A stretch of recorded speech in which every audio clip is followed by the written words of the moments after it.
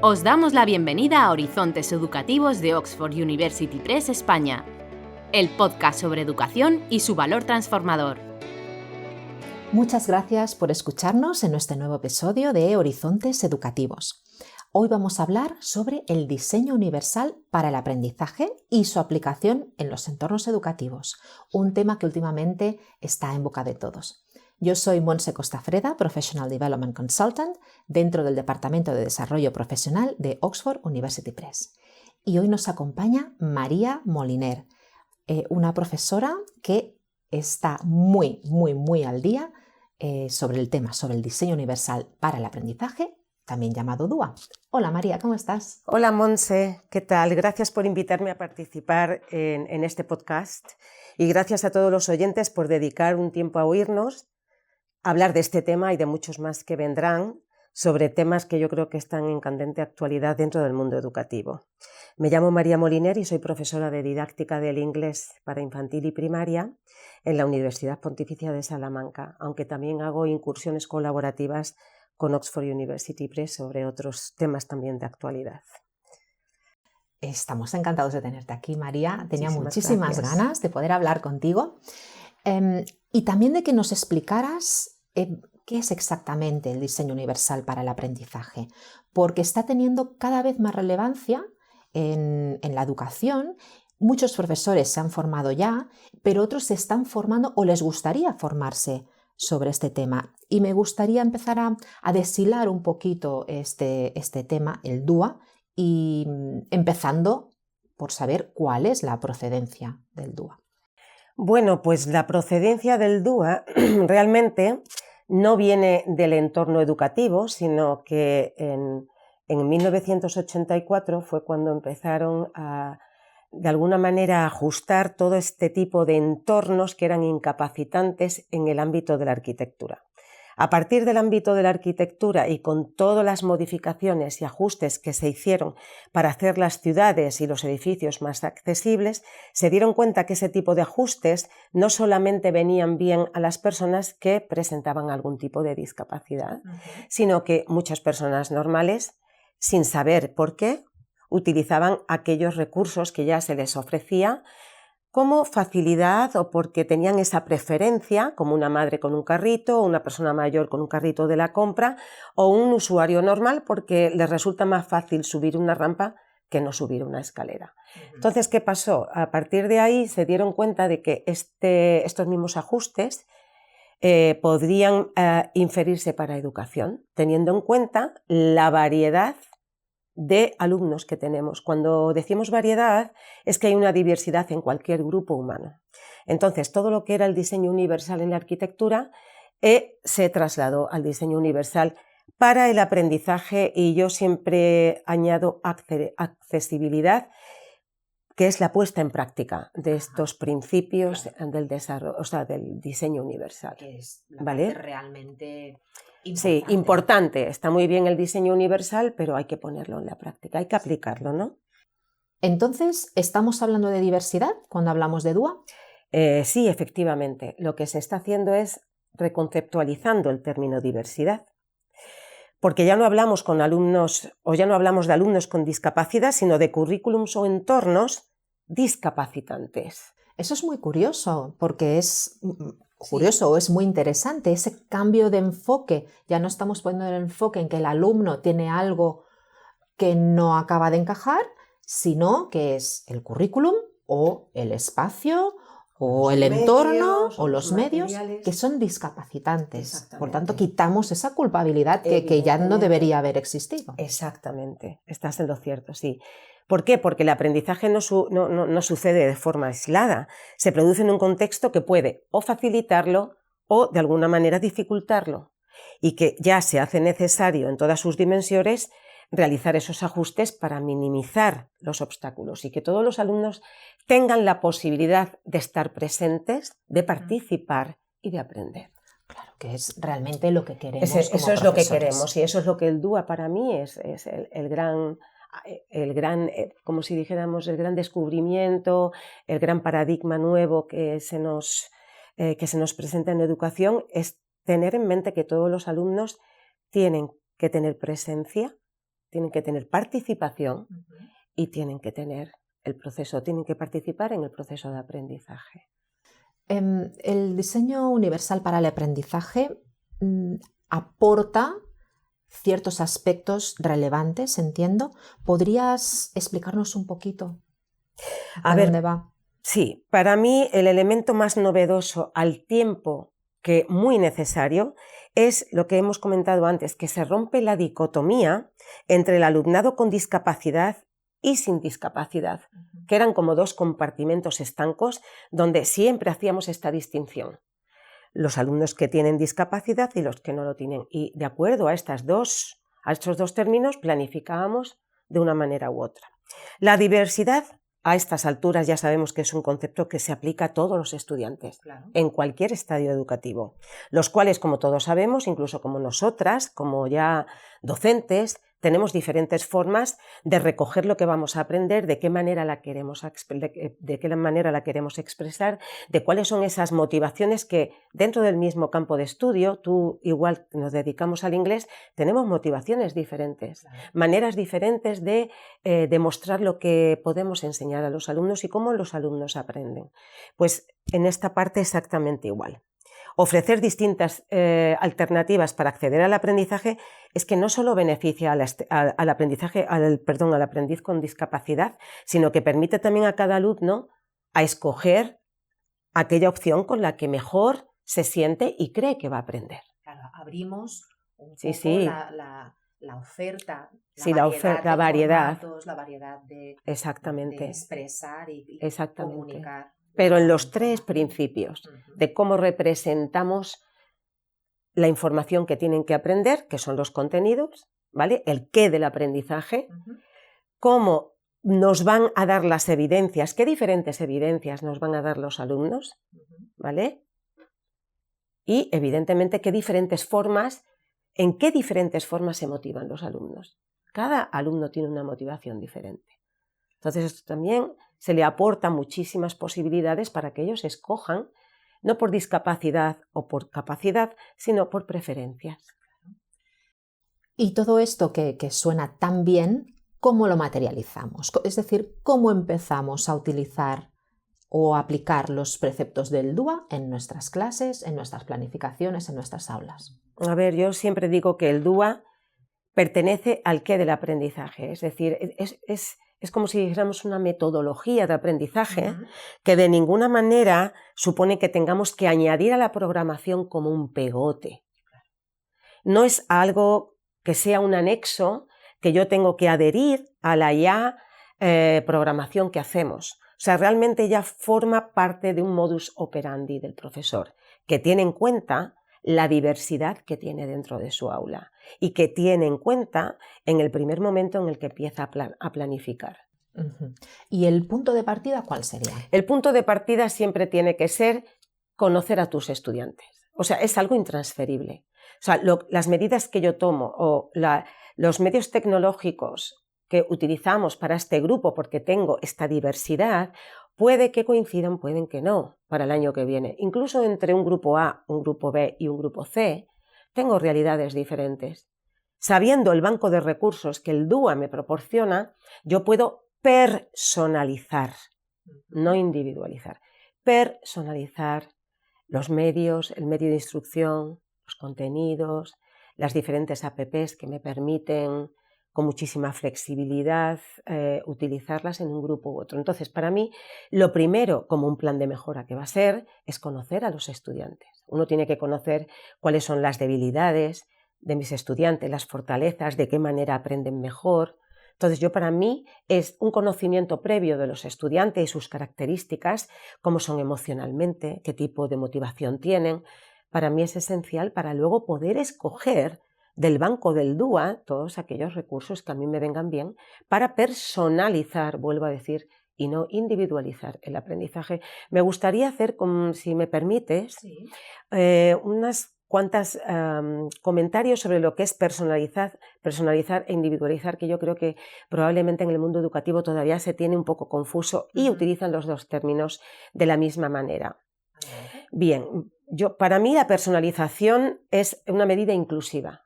la individualización para mí supone excluir. ¿Vale? Claro. En la personalización se optimizan los recursos humanos.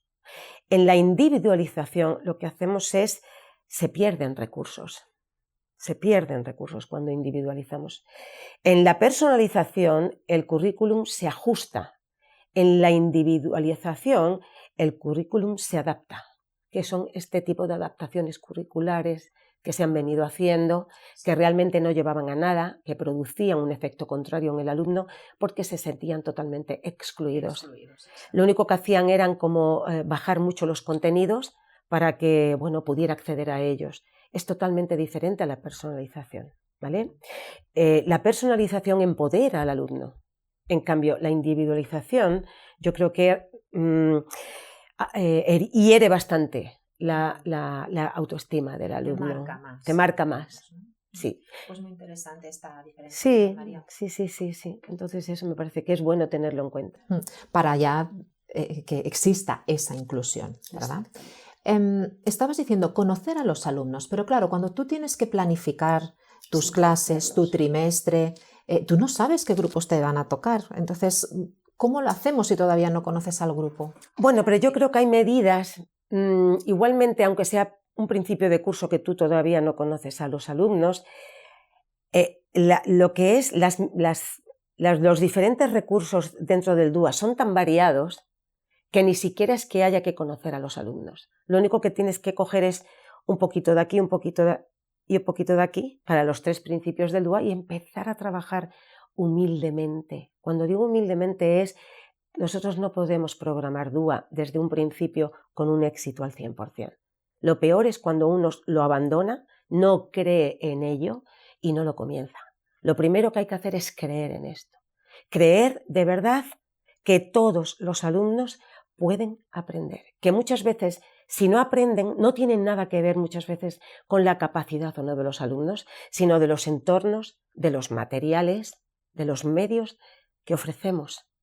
Entonces, cuando esto lo entendemos, y yo creo que hay que hacer un poco de reflexión, y yo creo que el docente, a pesar de todo donde nos metemos cuando empezamos el curso, que aquello es una rueda imparable hasta junio, creo que el proceso de reflexión nos llevará a adoptar este tipo de nuevas medidas porque sabemos que es verdad. Y luego, sobre todo, saber por qué nos frustramos como docentes. Nos frustramos porque probablemente estamos adoptando medidas que creemos que es para la mayoría y no estamos teniendo en cuenta también a esos otros alumnos cuyas metodologías, conceptos, contenidos, objetivos son para una mayoría, pero no para otros. Claro. Entonces, para empezar, ¿cuál sería el kit básico? El kit básico para mí sería, lo básico es ofrecer diferentes formas del qué del aprendizaje. O sea, yo tengo que explicar esto, estos son los contenidos que yo tengo que explicar, voy a ofrecer diferentes formas. ¿Cómo lo voy a hacer? Utilizando muchísimas apps que están en la rueda del DUA, y para aquellos oyentes que no lo sepan, está ya en internet.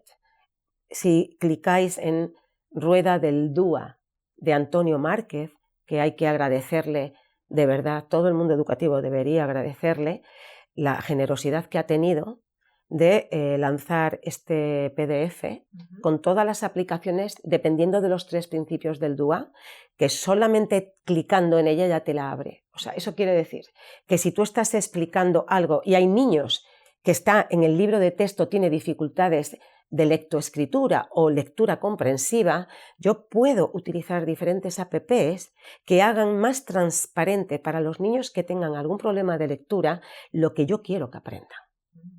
Puedo transformar textos escritos en audios, a esos audios les puedo meter otro tipo de recursos.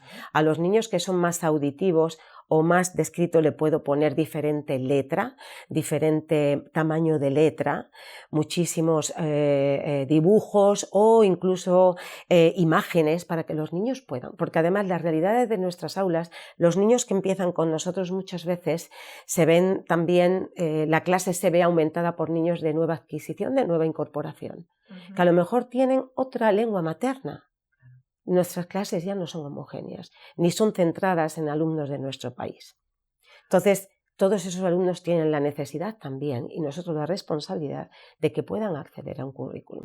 Por lo tanto, la tecnología Es y básica todos en el los DUA. recursos, claro. La tecnología es básica. Yo creo que si hay algo que nos ofrece ahora el siglo XXI, 2023, son la cantidad de recursos tecnológicos que están totalmente diseñados para que lo que no somos expertos en tecnología podamos usar, con lo cual ya no es una excusa. Están todos ahí a un clic. Claro. Por lo tanto, y además con esta rueda que comentabas, Sí. están los 3 principios del DUA, que Sí. ¿Los quieres recordar para que los tengamos en mente? Sí, el principio de representación de lo que tienen que aprender, el principio de expresión, que es como los alumnos van a expresar de diferente manera, con diferentes evidencias lo aprendido, y el principio de motivación y de interés para que esos alumnos se mantengan motivados e interesados por lo que están aprendiendo. En esa rueda, para cada uno de esos principios, vienen múltiples herramientas tecnológicas muy fáciles de utilizar y que aún si tenemos un libro de texto, y ese libro de texto me consta que ya vienen con muchos recursos digitales, pueden incorporarlos, estas nuevas apps, sin ningún tipo de dificultad. Entonces yo entiendo que como alumno, si puedes tener algún tipo de dificultad, como decía, dificultad lectora, por ejemplo, el hecho de que tu profesor, tu profesora haya hecho ese pequeño cambio, ese ajuste para que yo pueda leer pues, con una fuente de letra más clara, más comprensible. O con gráficos, organizadores gráficos, una infografía. Eso me está ayudando a pertenecer. A pertenecer, Montse. A la clase. Yo creo que esa es la palabra. El sentido de pertenencia, que muchos de nuestros alumnos no lo tienen porque siempre están apartados. Y entonces entiendo que la motivación aumenta per se. Exactamente. Aparece, ya no se tiene que ir a buscar, sino acaba convirtiéndose en esa motivación intrínseca. Tiene presencia, que era lo que decía antes. Puede participar porque está trabajando con el mismo material. Y por ende está aprendiendo. Claro. Por lo tanto, los profesores, las profesoras tienen allí pues esa referencia para escoger esos pequeños recursos ya de entrada y luego ya eso es, vamos ir a empezar adaptando. poco a poco, humildemente. Y cada no uno se trata de proceso. Utilizarlos todos ahora. Yo creo que es un trabajo que humildemente hay que hacerlo poco a poco. Y creer en ello. Yo creo que lo más importante es que no lo vean como un pegote que ahora viene dentro de los elementos prescriptivos de metodología de la LOMLOE, sino que lo vean como una posibilidad maravillosa de ofrecer una enseñanza de mucha más calidad a todos los niños. No me gustaría acabar esta charla sin preguntarte por la retroalimentación o el feedback, porque entiendo que en el diseño universal para el aprendizaje también tendrá una importancia importante, por decirlo de alguna manera, siendo redundante. Sí, es crucial porque, a ver, en cualquier proceso de enseñanza-aprendizaje, junto con la planificación del principio tiene que ir la evaluación. O sea, no podemos comenzar un proceso sin haber tenido en cuenta cómo vamos a evaluar esos procesos. ¿Qué pasa con el DUA? Date cuenta, como hemos mencionado antes, que uno de los principios del DUA es la expresión o acción de lo aprendido. Es decir, todas las actividades de expresión serían una buena forma de evaluar lo aprendido. Y no solamente eso, sino a mí me tiene que permitir no solamente dar una formación sumativa, que es a donde siempre terminamos, sino que sea una evaluación formativa, que permita a los alumnos saber en qué punto de proceso están y cómo podemos darles ese feedback, y me vas a perdonar que utilice otra palabra anglo, para moverlos forward. Es decir, realmente la intención de la evaluación es mover a los alumnos de un punto de donde se encuentran, siempre moverlos hacia adelante. Entonces, si yo evidentemente utilizo todos los momentos de expresión de lo aprendido y les doy el valor formativo, aunque también sumativo, evaluable, evidentemente siempre va a ser una evaluación donde el alumno va siempre a ganar siempre a ganar. Pero lo que hay que cambiar es la mentalidad de quedarnos siempre en la evaluación sumativa, que es la que predomina. Y cuando utilizamos una evaluación sumativa, se pierde el gran valor y el poder formativo de toda esta fase de aprendizaje. Date cuenta, ¿entiendes? Para mí la evaluación me parece que es el componente fundamental de todo proceso de aprendizaje, porque es lo que va a medir. Pero para medir hay que medir bien, hay que analizar, mejor dicho.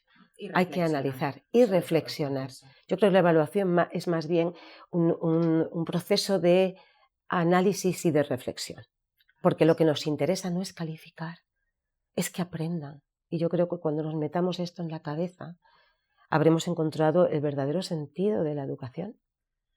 Pues María, muchísimas gracias, porque todo lo que nos has dicho yo creo que nos ha ayudado a entender mejor, a mí me ha ayudado a entender mejor el diseño universal para el aprendizaje, esos consejos que nos has dado para empezar ese proceso, para que nuestras clases sean mucho más inclusivas y para que nuestros alumnos avancen y den esos pasitos cada día a ser posible para un aprendizaje mejor y más consolidado. Así es. Se nos queda muy corto, pero bueno. Se nos queda muy corto. En estas pinceladas, y puede ser que le llegue a nuestros oyentes, pues será un gran placer.